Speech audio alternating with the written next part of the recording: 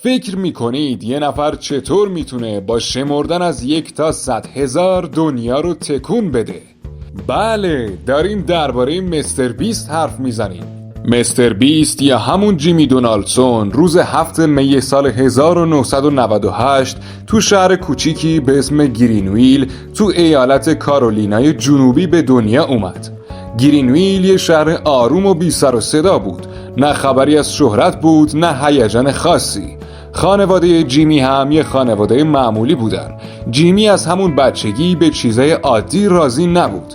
وقتی بچه‌های دیگه تو کوچه فوتبال بازی می‌کردن یا دوچرخه سواری می‌رفتن، جیمی ترجیح میداد بشینه پای کامپیوتر.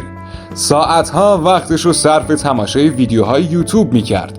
عاشق این بود که ببینه چطور آدمای مختلف ویدیو میسازن و با بقیه به اشتراک میذارن. یه روزی با خودش گفت که چرا من خودم ویدیو نسازم. سال 2012 وقتی که فقط 13 سالش بود اولین ویدیوش رو تو یوتیوب آپلود کرد.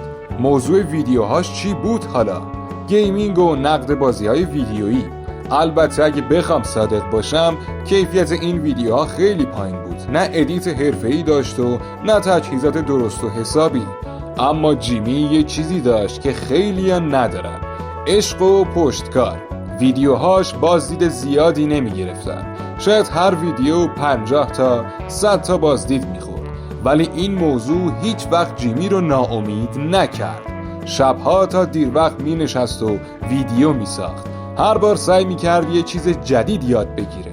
چطوری ادیت کنه، چطوری جذابتر حرف بزنه و چطوری ایده های خفن پیدا کنه. جیمی یه راز بزرگ رو می دونست: موفقیت زمان می بره.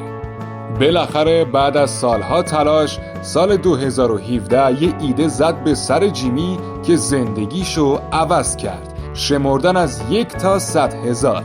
آره، بشینه و از 1 تا 100,000 بشمره و کل این پروسه رو ضبط کنه. شاید مسخره به نظر بیاد، ولی همین ایده باعث شد ویدیوی جیمی ترکونده بشه. اون 40 ساعت پشت سر هم شماره شمرد و ویدیو رو توی یوتیوب آپلود کرد. میلیون ها نفر این ویدیو رو دیدن و کانالش ناگهان منفجر شد. همین جا بود که جیمی فهمید مسیرش رو پیدا کرده. دیگه وقتش بود که ایده های دیوونه واری رو که همیشه توی ذهنش داشت و عملی کنه. 24 ساعت زیر آب موندن، 50 ساعت دفن شدن زیر خاک، نشستن توی خونه پر از مار، خریدن یه جزیره و دادن اون به برنده یه مسابقه. کانال مستر بیست روز به روز بزرگتر می شد و به میلیون ها سابسکرایبر رسید. جیمی تصمیم گرفت از این شهرت و پول برای کارهای بزرگتر استفاده کنه. اولین چک بزرگ یوتیوبش رو گرفت و $10,000 به یه غریبه داد.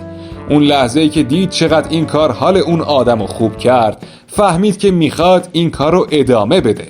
به صدها دانش آموز لپتاپ و تبلت داد.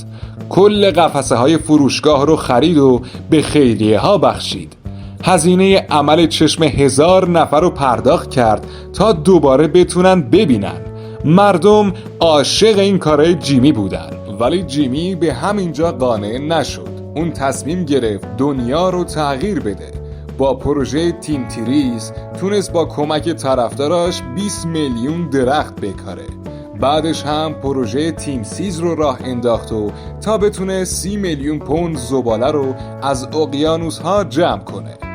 جیمی ثابت کرد که حتی یه یوتیوبر هم میتونه دنیا رو به جای بهتری تبدیل کنه.